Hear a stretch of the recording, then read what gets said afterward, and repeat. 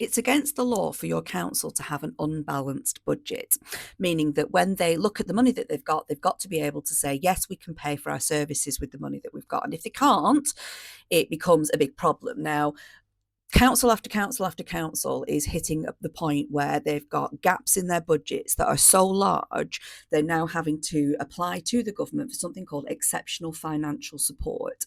So basically, you cannot pay your bills whatsoever. So you go into basically the bank of mum and dad, if you will, and saying, can I borrow some money? I can't pay my bills.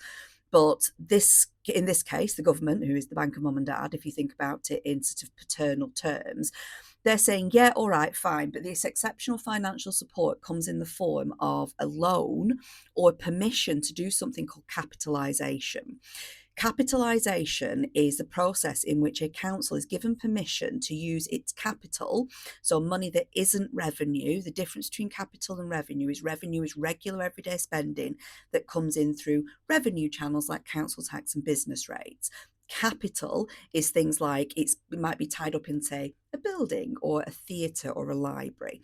Now, they're able to sell that building, that theatre or that library, and use what they call capital receipts to pay for stuff. Now, normally there's a limit or a cap on what you can do with capital receipts. But when a council hits the point where they cannot pay their bills and their balanced budget is off by a decent margin, they get permission to turn this capital into revenue. So basically, you can sort of plunder your savings or sell off the stuff that you've got. So if you were a household, because the Chancellor of the Exchequer loves to compare public funding to household budgets, it's a bit like, selling some of your stuff off on eBay in order to pay your gas bill. This is what councils are doing. But that we're doing this to the tune of sort of 20, 30, 40 millions of pounds, and it's putting these councils into debt. So capitalisation isn't sort of like, yeah, you can sell your Lego sets on eBay and pay your gas bill. That's, done. You never have to think about that again. If you were a household doing this, you'd be then saying, yes, you can do that, but then you've got to pay back that money that you use. You've got to get your savings back up to where they were. You've got to pay back this capital loan that you've used in order just to pay your regular everyday bills.